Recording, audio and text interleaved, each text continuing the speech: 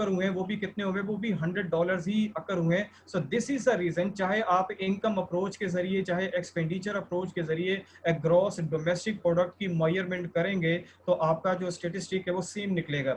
Now the question is that कि what is the best definition of gross domestic product. So एक simple definition है, gross domestic product is the market value of all final goods and services produced within an economy in a given period of time। अब ये जो given period of time है ये भी पूछा जा सकता है कि ये 2 years का होता है, 3 years का होता है या फिर 1 year का ये टाइम पीरियड होता है। तो हम लोग यहाँ पर कह सकते हैं कि किसी भी पर्टिकुलर इकोनॉमी की जीडीपी की जो मेजरमेंट की जा रही होती है उसमें जो टाइम का जो ड्यूरेशन होता है वो 1 year का होता है, यानी कि जो फिस्कल ईयर है वो 1 year का होता है।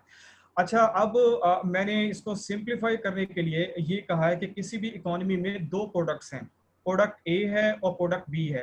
आप क्या करेंगे, जो करंट प्राइस है किसी भी कमोडिटी ए की उसको मल्टीप्लाई करेंगे प्राइस के साथ, और इसी तरह से जो प्राइस ऑफ बी है उसको मल्टीप्लाई करेंगे किसके साथ, क्वांटिटी ऑफ बी के साथ।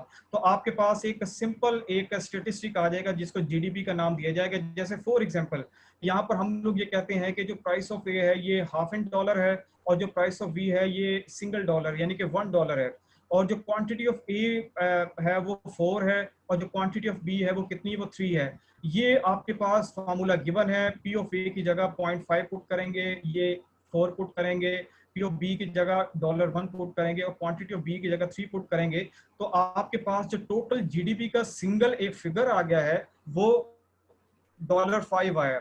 अब क्वेश्चन ये पैदा होता है कि जो ग्रॉस डोमेस्टिक प्रोडक्ट है ये बेसिकली इसको मालूम करना क्यों जरूरी है। सो इवन क्या आप लोग जानते होंगे कि इकोनॉमीज की जब डिस्ट्रीब्यूशन की जाती है तो वो ग्रॉस डोमेस्टिक प्रोडक्ट की बेस पे ही की जाती है।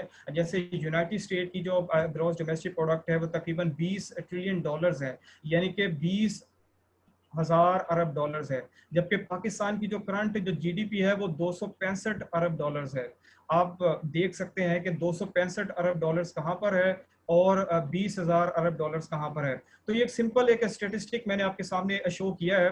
अब एक बड़ा ही बेसिक क्वेश्चन है वो ये है कि जब जीडीपी के लिए डिफरेंट कमोडिटीज को लिया जा रहा होता है तो उस वक्त उसको ट्रीट किस तरह से करना है।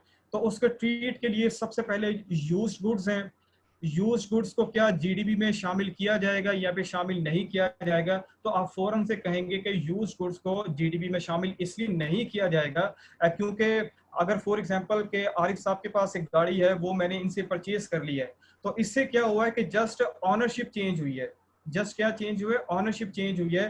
तो आपके कंट्री के अंदर कोई नई गाड़ी पैदा नहीं हुई, सो यूज्ड गुड्स को जीडीपी की कैलकुलेशन में शामिल नहीं किया जाएगा।